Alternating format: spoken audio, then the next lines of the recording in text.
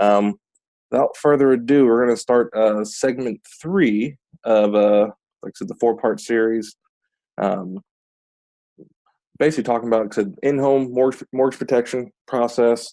Let's make sure everything's recording. We're good. So as we kind of recapped, we kind of went through, like I said, the different steps in terms of the boxes. We also talked about the different questions and kind of my thought process behind those guys. And today we're really going to talk about step 7, the takeaway or your post-close, as well as we're getting to some of those different situational concepts and sales techniques that are very, very important. And I'll kind of explain how I post-close, along with a couple different things in terms of strategies and certain situational things that could come up and how to pivot towards those, what type of things to put emphasis on to make those transition through those sales make a lot more sense for you. So going right into things, talking about step 7, the takeaway. So what is the takeaway? That is, hold on one second.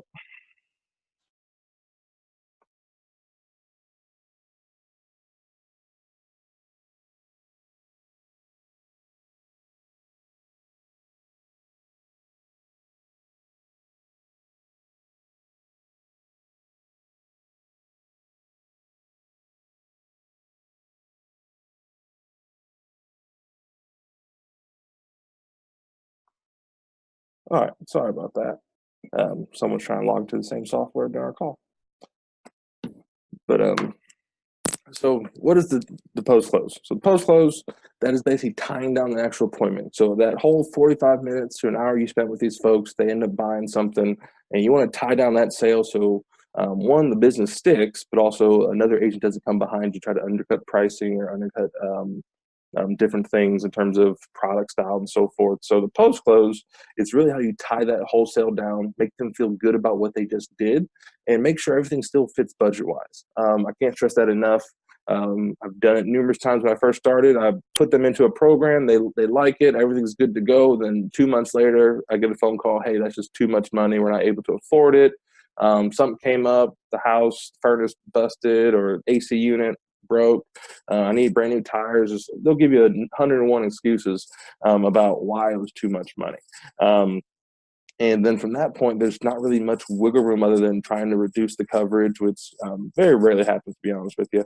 It's usually just call me back in 2 or 3 months, or we'll pick it up in 6 months. You'll get the whole runaround from the agent standpoint. So I always try to stress to make sure things fit budget before I leave the house, because we can make any adjustments before we send that paperwork in to make sure it's right, it's perfect. We're not going to stretch them budget wise, and they're able to still keep that valuable coverage without having to sacrifice other items or sacrifice the coverage totally just because something has come up for them.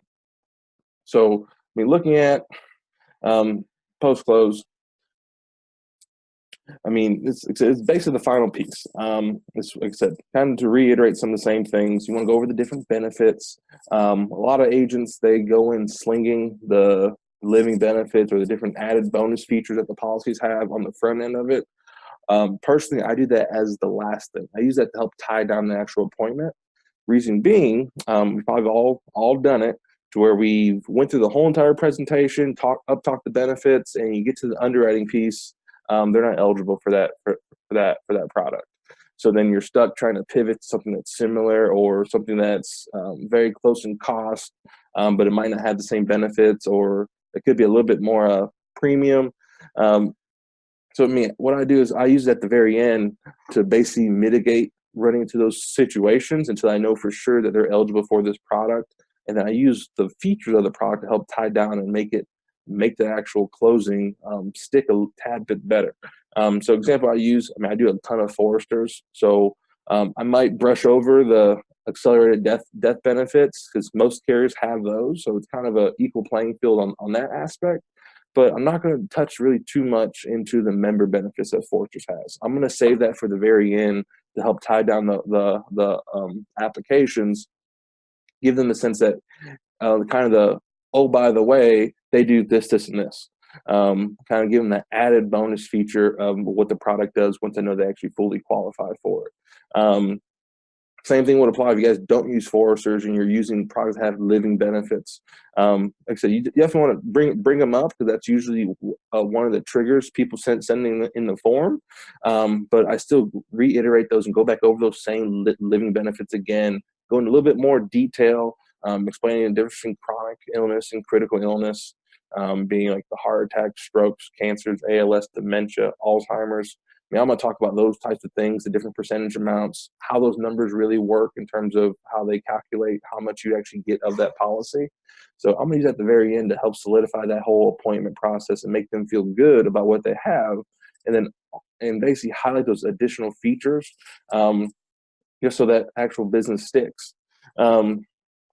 I mean, and to be different in the takeaway is very huge. I mean, especially in the mortgage protection realm. Same can be said for the final expense side of it. I mean, there are a lot of mailers going out. There's a lot of agents trying to get in contact with some of the same people that you're actually talking to. So standing out and being different is what's going to help make your product stick. By all means, you always want to try to get them the best possible product and the best pricing for their current situation. But those little added things, such as leaving a folder behind with all the brochures, just those extra little tidbits that make you stand apart from your competition, is what's going to help the retention rate of those actual policies. Because if someone tries to come in and they might undercut the price by $5 or $10, but they don't have the same basically leave behinds as you, or the professionalism isn't there. The client spending an extra $5 to $10 might not matter as much, just because of the way you left the house. So I mean, you always want to go in and leave the house on the same exact terms, hopefully something positive, and really, I mean, let them feel like you truly care about them and their actual family to help tie down the actual sale. So I mean, another thing that I do in my post close, is I have a form. It's called the I Am Your Policy. So a lot of you might be familiar with that poem from American Amicable. So literally what I did was copy and pasted it onto this form. It's kind of like my secondary business card. So not only does it give them my information, my cell phone, email address, shows my company's logo, but then in this section, I'm also able to put down what they have, who they have it with, how much does it cost, and when is it drafted. So this little piece of paper that took me all of maybe 20 minutes to come up with, it's really been a game changer for me to give them something physical. You got to remember, in what we do in selling life insurance, we sell non-tangible items. So as much tangible things you can give people to kind of remember and kind of feel the value of having this actual coverage, the better. So I go one step further. I just want them to, I use this to not only sometimes get inside the door by showcasing all the different companies we actually work with. I know a lot of you folks, they put these on the back of their actual business card. But I mean, I use basically an 8.5 piece of paper. Typically, I try to print these on cardstock, so it's a little bit thicker paper, thicker quality. And it's tangible. They're able to see who we actually represent, all the various different options. So we're not just those, like I said, a couple groups, they only sell 3, 4, 5 different carriers. I mean, we're showing everyone that we have options and access to. Doesn't mean we sell every single one, but it gives them an idea that we are actually truly shoppers. We truly have their best interests, and we want to be able to help customize the program that fit their actual needs. So I mean, I use this to help tie down that actual sale, along with, this looks familiar as well from American Amicable, it's their memorial guide. So a lot of companies, they'll give you either different books, pamphlets. It's all free to us in terms of some leave behind funeral stuff. But I tied this into this particular piece on purpose. So it's everything that they need is in one spot. And I stress on my tie downs, if something were to happen, you want to spend 5 to 10 minutes, fill this guy out, and make copies of it so each of your children or your loved ones have one that you trust knowing about this information, so they can reach back out to me so I can help with the whole process. So I'm also selling me. I mean, you always up-talk the product, up-talk the benefits and features, but in that title, you have to sell you and why you're going to be different. What makes you different from Joe Schmo that comes in a week or two later with door knocking a lead that they didn't never answer the phone on? What's going to separate you to tie down that actual sale and build that trust and build that relationship with those clients versus the next guy? So these are just little things that I do personally, that's tremendously helped me, just like I said, on the whole retention piece of it, but also just looking more professional and giving them different things that when they have questions or concerns about it, it's all in one spot for them. Not only, so on the one side, you get the funeral piece of it, well, their actual wishes. I always tell clients the most important side is going to be the financial side. Let them put all their insurance policies in one spot, key contacts, lawyers, attorneys, put my phone number down there.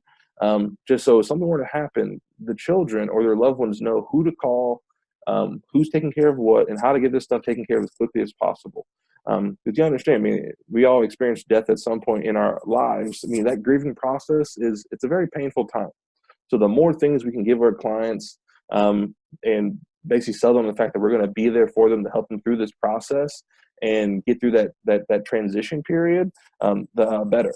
So these are a couple little things that I do, that, like I said, it's helped with the whole post-close and really tying down the actual sale to, make them feel good about what they just purchased. So in here, like I said, I'm able to go over what style of coverage again, how much each of them have, how much they're paying, when the payment's due, and I can tie down. So does that make sense budget-wise? Are we sure that the $100 a month, that definitely fits? Because I tell them, if it doesn't fit, tell me, we can make the adjustments. The only thing that I require in my job is make sure it fits budget for you guys. It's just no good for you to have the coverage or me to write the application that doesn't make sense budget-wise, because you're end up wasting money for 2 or 3 months, and as we know, we get chargebacks. So I'm very upfront with the clients and explaining the process of, if we don't have something put that's right, that fits, it does either of us any good to take the extra minutes to put this all in place for you. So that's what I do to tie down, as well as it makes it a little bit more difficult for another agent to come in behind you, because you're able to, like I said, set yourself apart, and make them understand, hey, give them your personal cell phone number. So if you're going to say the referral pitch, hey, take down my actual cell phone. You want to go grab your cell phone for me? Go to the contacts page and input my information. And then while they're there, you can pitch into the, who else do you know can benefit from the same conversation that we just had. It's an easy referral right there to do it that way. But also, like I said, it sets you apart. I know some people, they take selfies. We see all the different selfies inside of our group chats.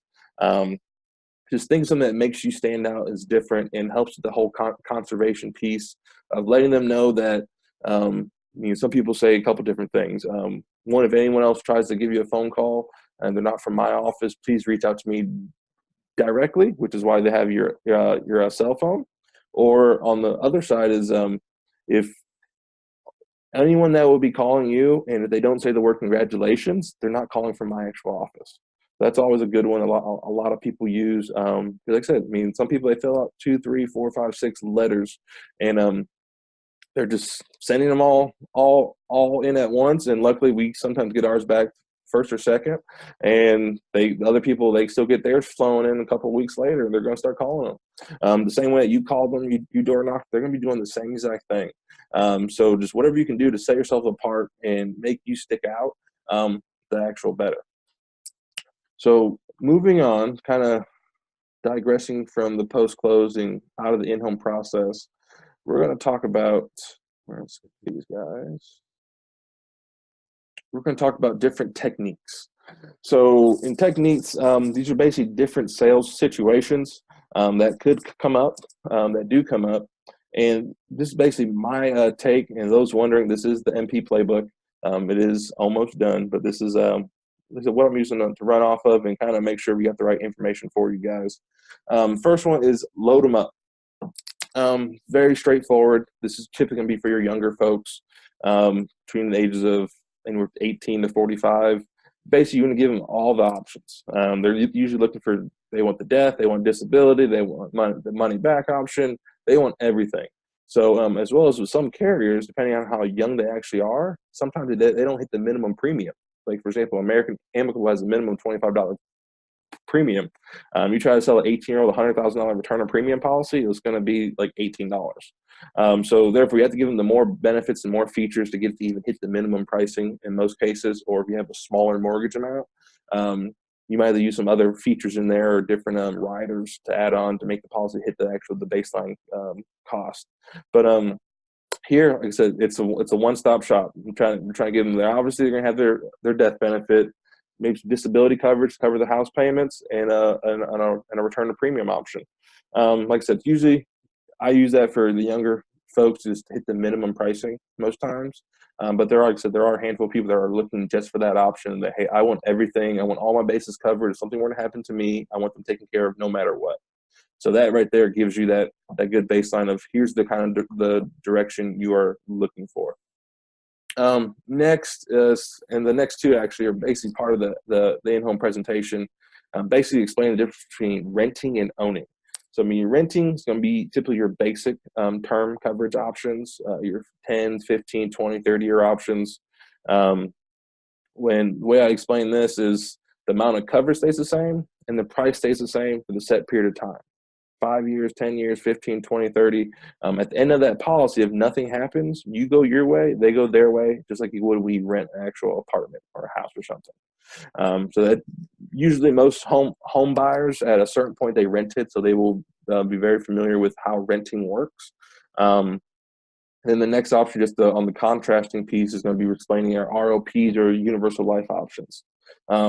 It's basically the exact opposite of renting.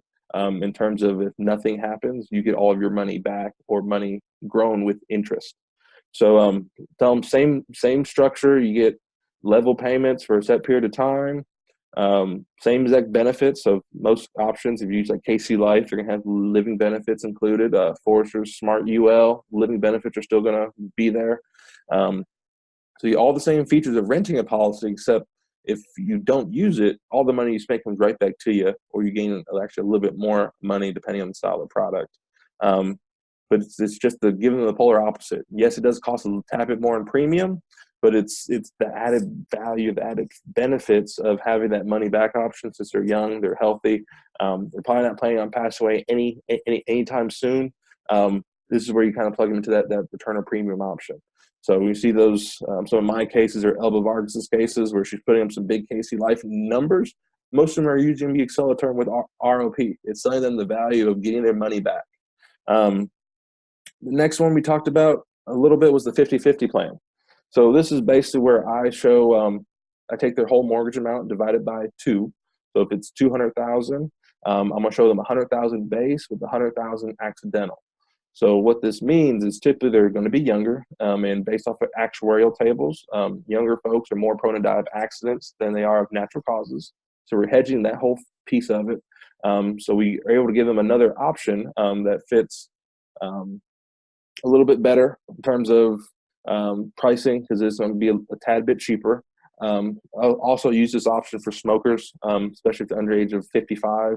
This is a good place for smokers to kind of help ease some of that pricing burden and still get them some adequate coverage as well.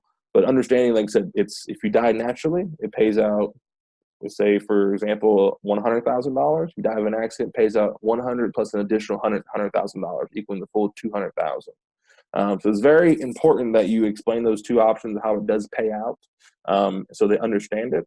Because it's either going to go one of two ways. Either the 50-50 plan is going to make your other options look a hell of a lot better in terms of it might be $150,000 or the full $200,000. Just showing the difference in pricing doesn't necessarily mean that they're going to always pick the lesser one.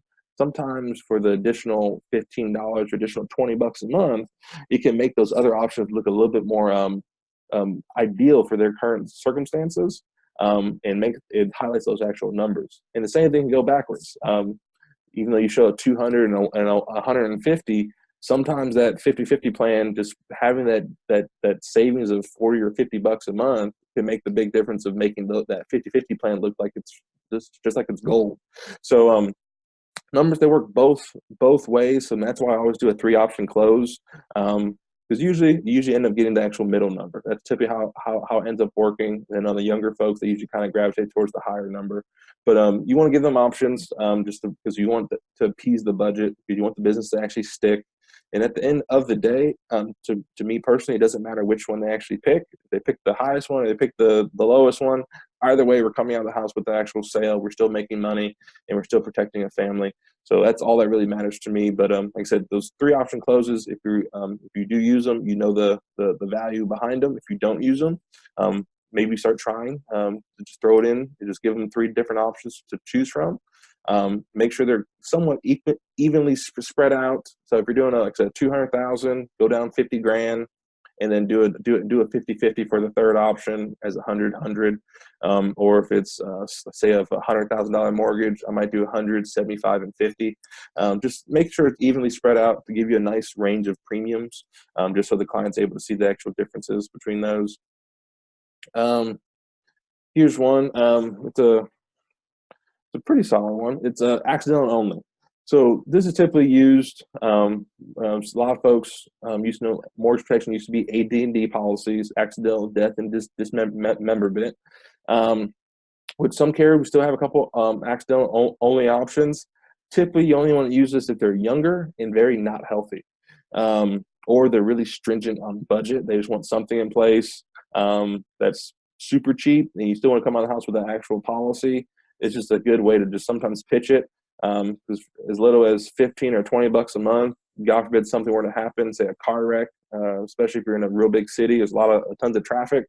I mean, for extra 15 to 20 bucks a month, God forbid something were to happen on the actual freeway, an accident, your house can get taken care of. Most people, if you position it well, I mean, they're not paying that much into the actual policy for the chance if something were to happen of an accident. It's worth it. Even if something doesn't happen, they're not going to miss that extra 20 bucks a month for the possibility of it being an actual accident. Beauty of these products too, some of them do have some ROP options like Mutual Omaha, Americo, where if you don't use the accidental option, you do get the full return of premium. So it's a nice little feature to add on, as well as some people use these as add-on policies. So they don't write say a 50-50, they might sell them a separate accidental with ROP. Outside of the actual same carrier, they might do 2 apps. So I mean, it's a lot of different options there. But to just keep that in mind, that is the traditional way of how MP used to be done, and it's a little bit different now with the full level benefit options. Next one is the critical period protection. So it's very similar to payment protection, which we're going to spend probably about the next 5 to 10 minutes on that one. But it's the same concept except for using term. So what I mean by that is, say for the example I gave is mortgage, couple in their 50s, $200,000 mortgage, $1,500 a month payment. And her plan was if the husband passed away, she's just going to downsize and sell off the house. So a $54,000 policy, even though it's only about 25% of the actual mortgage amount, in reality, if you use the concept of critical protection, that if based off that $1,500 a month payment, that would give the wife 36 months to sell the house. So basically, it's a 3-year cushion to figure out what she wants to do next on her terms, not on the bank's terms. So as we all know, the only thing that's guaranteed if someone passes away is that the mortgage company is going to still send the statement for the following month. So all we do here is basically try to give them the idea of let's get something in place as a nice cushion to give your wife a little bit of wiggle room to figure out what to do next. If it's to keep the house, rent it out, downsize, sell it, whatever we have to do to avoid the short sale or her rushing into something or selling it under cost or under value. Just give her a nice little cushion. You always try to shoot for that 2 to 5 year range. That's usually how most of those policies work. Since some companies go down to 25,000, some only stop at 50. So it's depending on their house payment. Like I said, you're usually going to fall within that nice little cushion of a 2 to 5 year time, because most decisions aren't going to be made within the first 3 to 4 months, typically during the grieving process. So you would show this option the same exact way, and then I would just on that say the $50,000 option. I would map it out and show them how many house payments would actually be worth. So I would still show the same. Hey, here's 200,000. Here's 150, and here's the 50-50 of the 100. They kind of balk at those. that kind of throw out the fourth option to them. Well, here's this way of doing it. Or if she comes out and says, like I said, she's probably just gonna sell it, and I can tell that the budget's a little bit tighter, then I might just jump directly towards this style of options, or show them 50, 100, and 150, just to give them the ideas behind it. You really have to read the client to kind of see where they're going with it. As time goes on, you're going to get better at it, but understanding what their budget is, what their goals are, and kind of making the marriage between those two options to show your actual either benefit structure or pricing. I mean, that's going to be the telltale difference. So I would show it, the way I would write it down, be 36 months, 54,000 be the face amount, $8 a month would be the actual premium. And then I'll just stick on that 36 months. Hey, this is give her that 3-year cushion to figure out what options to still for her to do. Keep it, sell it, downsize it. Now, by far, one of my favorite options. So when I first got started, payment protection was very foreign to me. Didn't know what the heck it meant.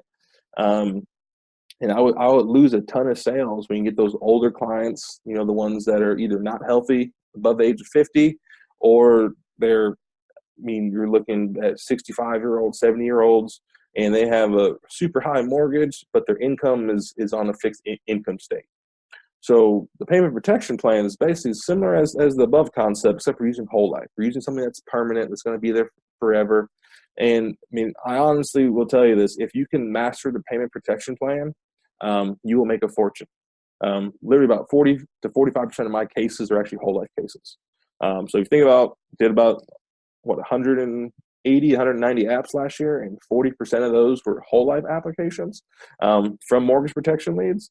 That's a huge number. So if you're running into the same types of things where those older clients are really struggling with them, tune in here, because this is going to be the game changer for you. I promise you. The payment protection, it's all about the setup. So when you see that lead card, you see their ages are going to be 65 and 70. You want to go into that house and really drill in on a couple things. Notice the stairs, notice the really big yards, notice how big their house is. Just those little things. Just ask a joke or make a comment to Mr. Jones. Say, hey, you still cutting the grass? That's a really big yard. And he might laugh with you. Oh, he has this nice John Deere rider and blah, blah, blah. You'll start getting some conversation going from that piece. Or you notice the stairs. Oh, Mrs. Jones, you're still getting up and down these stairs? Man, you're doing better than me. Once again, get her to laugh, get her to chuckle, kind of start that conversation flow. But it's really just noticing those different obstacles that later in life a lot of people want to avoid, either the landscaping, the dealing with stairs, a lot of property to cover. As they get older, they might not be able to maintain it. So just bringing those things up early on in that appointment, during that bond and rapport process, and kind of talking about it, will help you later on in that appointment when you kind of start structuring or pushing them towards the payment protection option. So here, a couple of big things that I always notice are going to be the income, understanding how the income transfers. I know we talked about that last week, but between pensions, Social Security, part-time work, is figuring out what all transitions, any type of savings, 401k accounts, really knowing how those numbers look to kind of create that financial picture of Mrs. Jones, if she's able to really keep the house and be fine, or she's going to have more of a struggle, or she's not going to be able to afford it ever. So just understanding that will help set up this whole pitch, just because you can show them the true numbers. Numbers never lie. And once some people, they may have thought about it, but they never got the numbers really explained to them or broke them down enough to where it makes sense to them to really see if something were to happen to either one of them, here's how the situation really, really looks for them. So taking the time to do that is very crucial before you even talk about the payment protection. And before we show numbers, so we kill off the husband and we kind of go on to the next piece of it. It's all about the setup. So we already kind of got an idea of what's going to happen. She wants to probably keep it or sell it. Try to figure out how much time. I mean, always ask me, so are the houses in the area, are they going pretty quick? Are they going slow? And if you all seen the real estate market recently, depending on your area, it can be booming or it can be coming to a complete halt. It means houses can be going within 24 to 48 hours before even being listed, or they're taking them 2 or 3 to a year to be sold for those. So understanding what their neighborhood's doing, what people are looking for, is really going to help determine what options to show them in terms of time. But before I even get to showing them the options, I want to make sure they understand the actual concept. So the easiest way to explain it, which is exactly what I say word for word, is the payment protection option is probably the one that's going to be your best fit. The way it works, easy way to explain it, it's a bucket of money with house payments inside of it attached to a period of time. So you got 9 months, 12 months, 18, 24, however long you want to take that bucket of money out, each time has a different price point.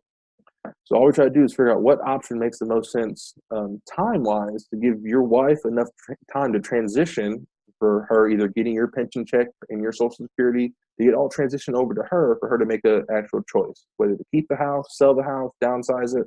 All we want to do is give her enough cushion to make a decision on her terms, not on the bank's terms. Does that make sense, Mr. Jones? They're going to nod their heads. Okay, yeah, that makes sense. Or they might give you the puzzled look. If they give you the puzzled look, ask questions. So you want to make sure they understand how this concept works before you even get to the actual pricing of it. Because once you show the pricing, it's not going to make a lick of sense to them, and they're going to be stuck. And as we know, anyone that's super confused, they take zero action. So understand that they understand that concept of how it works. So like I said, it's what we do is take their house payment, so their monthly mortgage payment, and we divide it into months.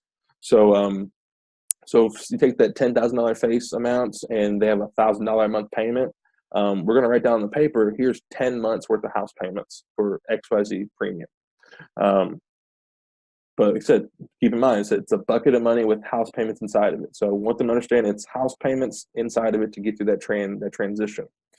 In this sense, like I said, you're buying time, not face amount. So always stress on, I'm not going to say, well, how much fits best. It's what time frame makes the most sense, Mr. Jones. Is the 12 months, 18, 24? Once they see those prices, you basically think of, okay, how much time is Mary going to need to transition out of this house? Is she going to need a year and a half, 2 years? He's going to be thinking in terms of time, so you want to keep it on the train of thought of time. But as I would show those, if you want to go up to, or I'll scroll back over to this guy, on this right here, pop this in. So, I mean, for example, I'll show 12 months. This is $60. I'll go 18, 24. This is 80. Okay, this is 120. And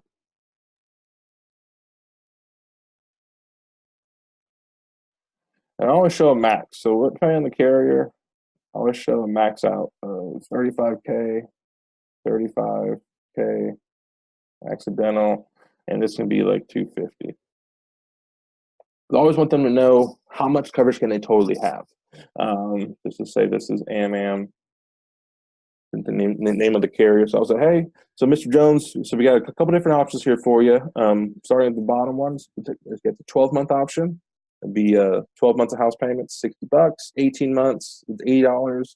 Or 24 months or 2 years, it's 120. And if you wanted to max it out, the most coverage that the company would actually give you would be $35,000 accidental for $70,000 total coverage, about $250 a month.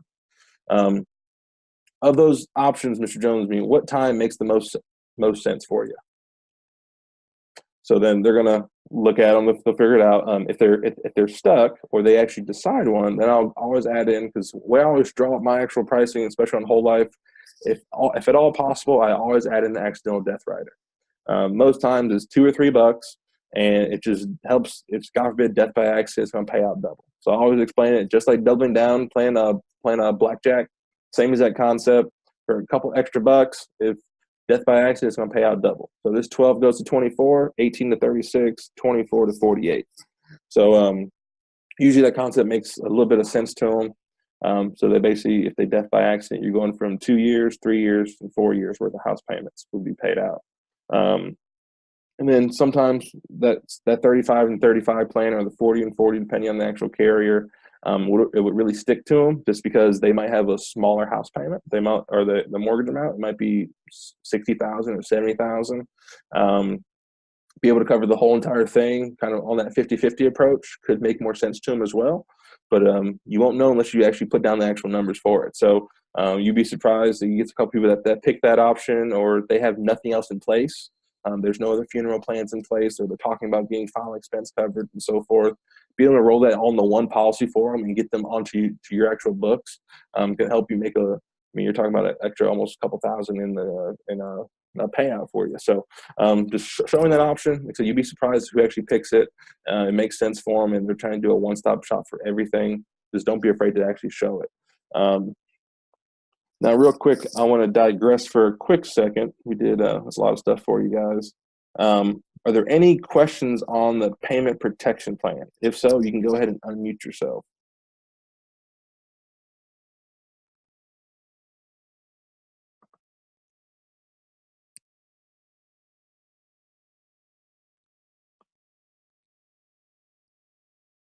No questions on payment protection?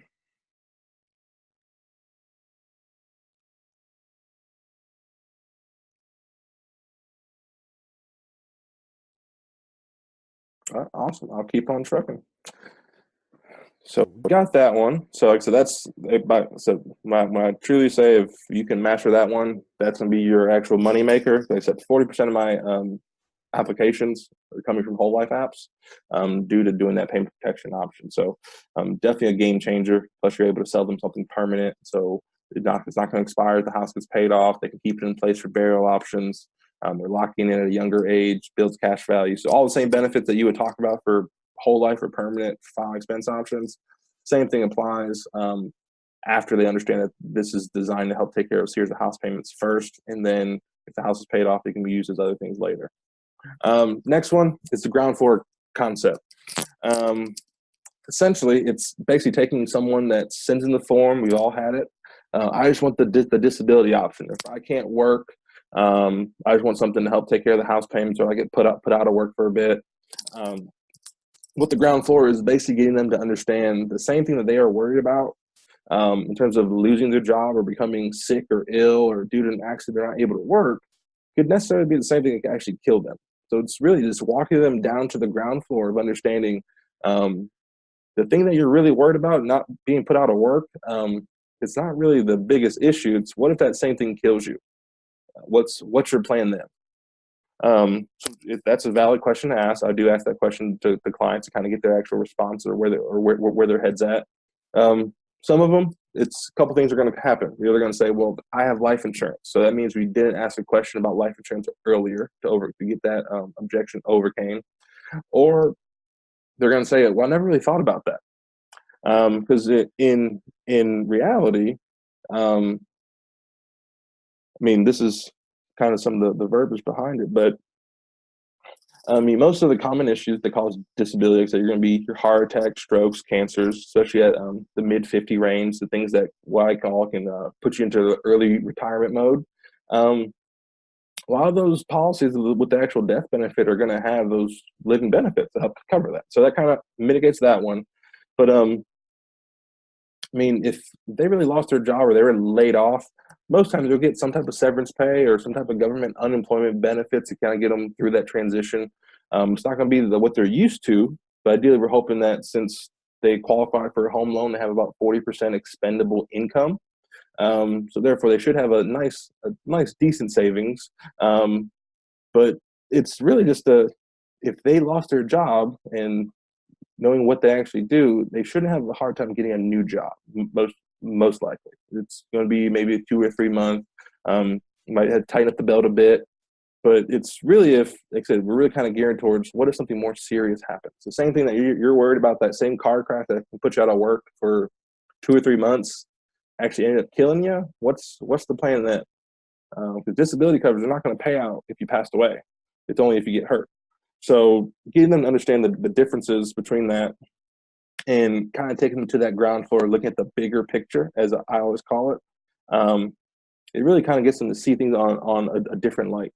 As well as a lot of mortgage companies, they usually work with you in some form. Maybe not as how they used to about 10, 12 years ago, but they're usually going to work with you. You might be able to add a payment on to the very end, or Honestly, the foreclosure process doesn't start for about 6 to 9 months anyway. So, there's different ways that you're necessarily not going to lose your house because you're sick or ill, as well as a lot of employers these days that have some type of short-term or long-term care kind of piggyback off of. So we're really just trying to, if we're talking about disability, it's getting to understand the concept of having that death benefit there first, and then having maybe a disability rider. Because you really want to avoid selling the standalone disability products just because the underwriting is a bear to deal with. And you want to leave them a well-rounded policy to where it's going to cover everything possible. So personally, I like AMAM disability product. Or their income rider. Reason being, it's a 60-day elimination period. For most other companies, going to be 90 days. So I like them for that small little piece of it. Then there's a handful of agents that sell disability standalone as well, with a life policy separate. But the whole topic of ground floor is really just to get them to understand that the same thing that they're worried about being put out of work can necessarily also kill them as well. So getting them to understand that concept will help kind of transition and overcome that whole objection for them to see the bigger picture and why those other life products make a little bit more sense to them. Aside from that, using something that builds cash value like a universal life product, or even an ROP option, depending on the structuring of it, that could make sense too for them, since they have access to the actual cash and there's basically no restrictions behind it. Something with disability options, they're very limited in what it actually pays out for. So getting them to understand that, hey, if you're disabled, depending on what actually happens, it could be a shot that won't pay out. So giving them something that's going to pay out regardless, or give them access to their cash value, no matter what they want to use it for, could make better sense for those people as well. Like I said, it all just depends on what carriers you like, what products you actually use. You'll be able to see what makes the most sense for them. Another favorite would be the reverse breadwinner. So how many times have you guys seen a lead card where, once again, they're older, they're going to be, say, 65 and 75.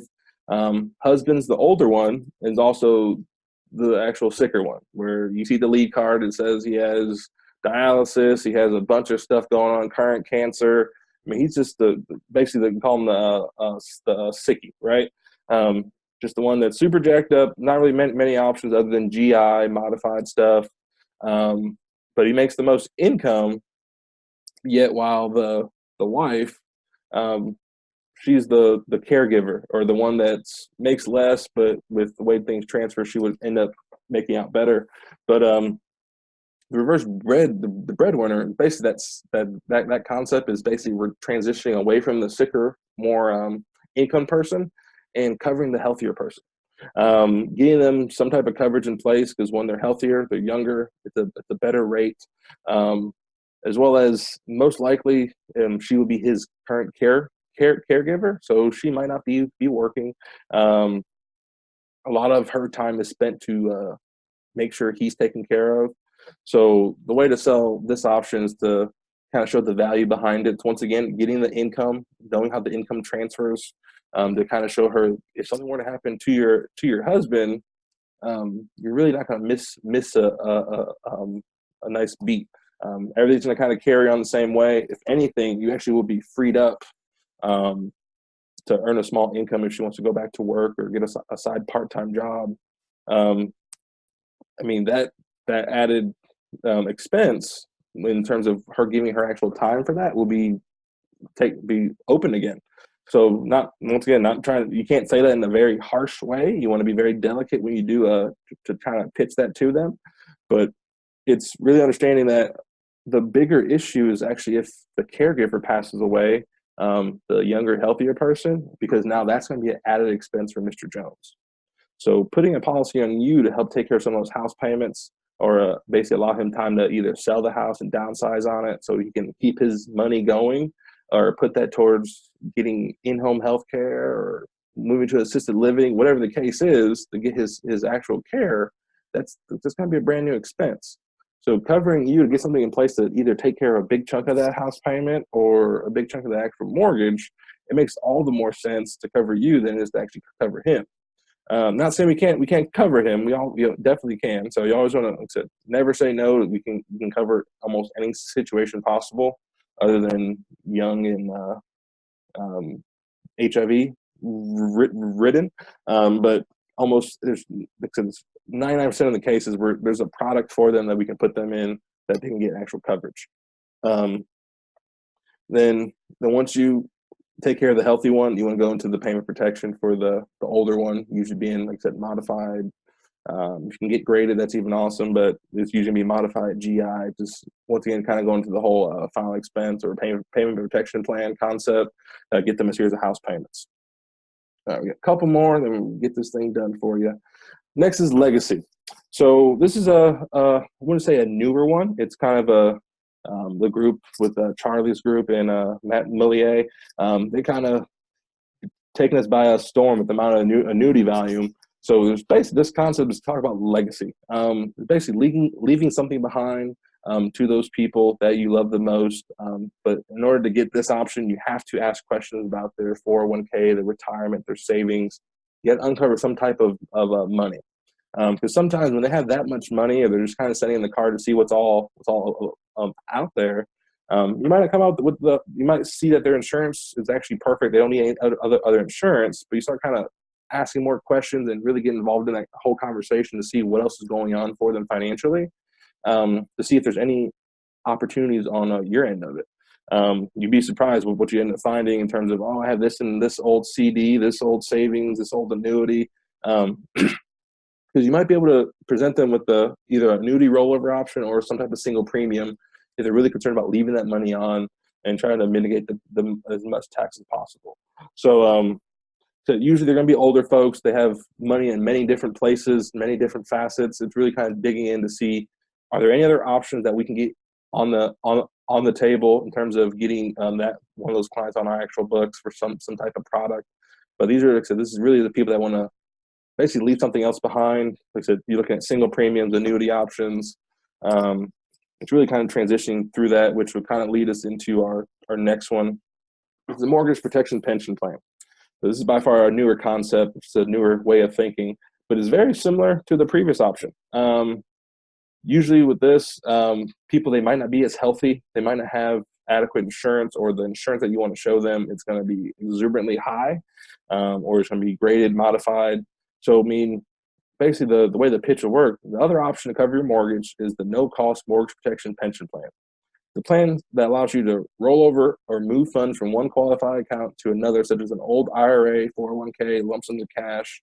The plan allows you to, where they allow you to have, with most companies, up to 10% of the funds annually, and you grow your money tax deferred. Pairing that with, like I said, different lifetime income riders and different survivor benefits. This could be a really good alternative for people that otherwise spending an exuberant amount of money on a modified option. You're basically able then to roll over some old accounts, and that's the way that Charlie and the APS group do it. So they're dealing with a lot of people that have either switched jobs, or that's another big one. People that move different companies, they have a lot of old IRA accounts inside their different banks, credit unions, really just sitting there doing not much of nothing, maybe getting a little bit of interest depending on their actual programs. But if they really want to cover their mortgage and give them another alternative, and this would be the way to actually pitch it. You'd be surprised if you try to go through the whole quotes. Like, for example, they were showing a guy United Life. It was for 50 grand, it was like $500 a month. They asked him with this question, and this guy came out of nowhere, said, well, I have 200,000 inside this other account that's not really doing much. They basically bam-fammed it, and they booked an annuity appointment, and they set it up with the income rider. Now his wife, not only is going to have that 200,000 growing for them at a tax-deferred basis, but as well as they have a lifetime income rider to pay off enough to where they can maintain that house payment forever. So it's a nice little concept. One of the main reasons why we're pushing these annuity products and getting some more understanding behind them and seeing how they actually work. Because that's at the state that our market's in, and be able to service people and give them all the gains but none of the downside risk is actually huge, especially with the market being as volatile as it actually is. Like I said, I wasn't old enough to have the financial experience from the 2008 crash, but I'm sure some of you guys are, and you can kind of see the repercussions of that going on now. So, this is just a nice way to help protect people from the same thing happening again twice over.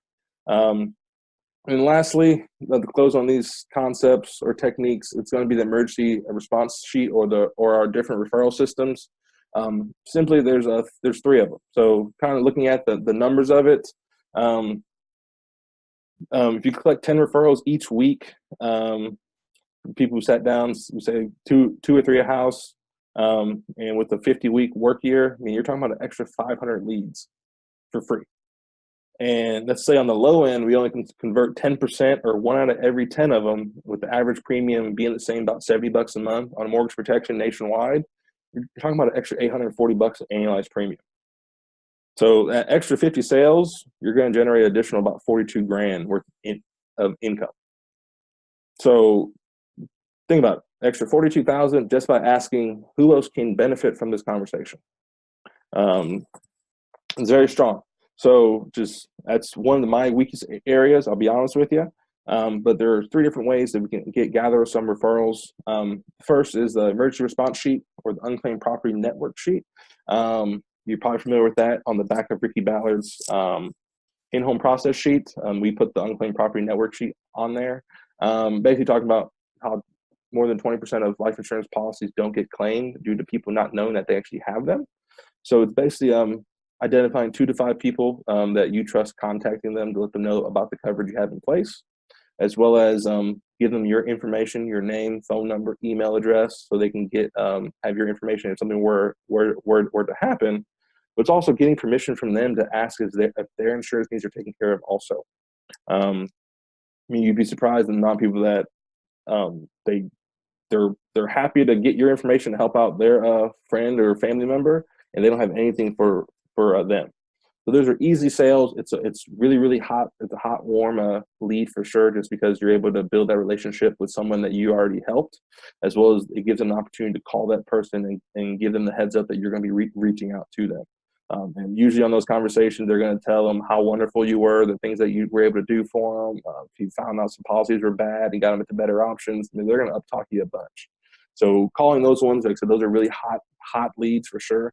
So definitely don't want to miss out on those. Next option, beneficiaries other than a spouse.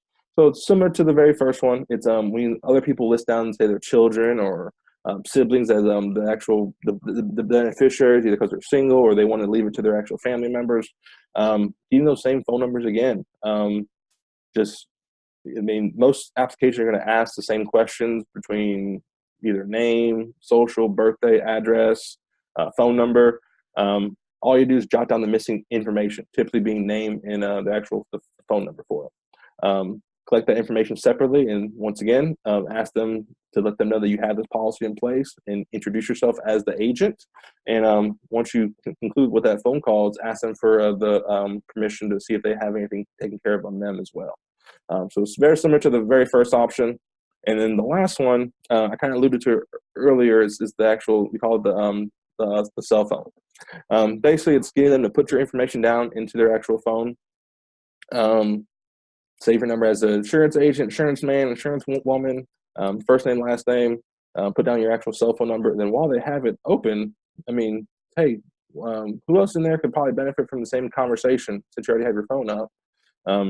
Grab your pen and start jotting down names and phone numbers, because they're going to start scrolling through that contact list, and they'll be throwing out 5, 10, 15, 20 people that they know that could probably benefit from the same conversation. So with getting the referrals, like I said, that's why you always want to leave houses on real good terms. You want to be professional in that very manner. And like I said, you're talking about an extra 40 to 50 grand they can put inside your pocket just by asking some simple questions. As Tyler mentioned on our first call, I mean, he found his first annuity just by asking simple questions. He was scared to ask the question, and then he was blessed extremely well. So same thing happened to you guys. I mean, there's so many people out here that you can turn that one lead on an MP lead. You're looking at $40 to $65 into 5 to 10 more people to talk to, which exuberantly reduces your lead cost, if not gives you free money on the additional cases you end up selling. And that same thing will happen from there. You get the nice referral tree going. Agents like Johnny Drummond, which, I mean, he is the master of getting some referrals. Privileged enough to have him on a call last year from my actual group. So, I mean, he just goes to show that you don't need leads to win in this actual business. You have to be very professional, ask a lot of really good questions, and build those relationships, and do right by clients, and they will start giving you people else to go talk to. With that, we're right on time. Make sure there's no more. Yes, nothing else there. You guys want to unmute yourselves? Feel free to ask a couple questions. Any questions from you guys? Go ahead and unmute.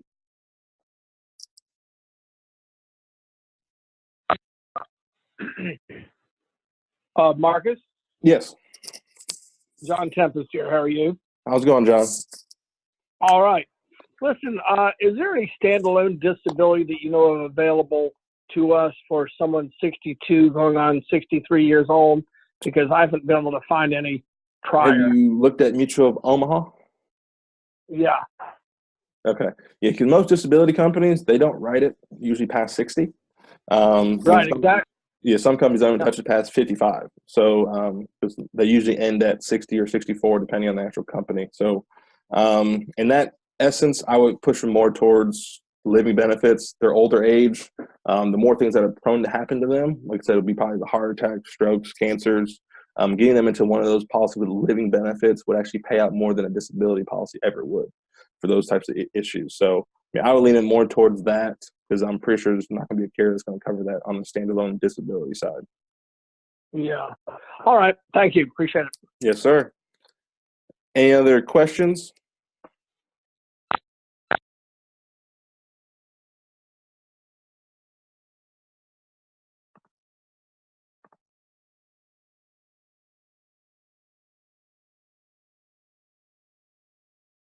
All right. Well, hey, there's no more questions.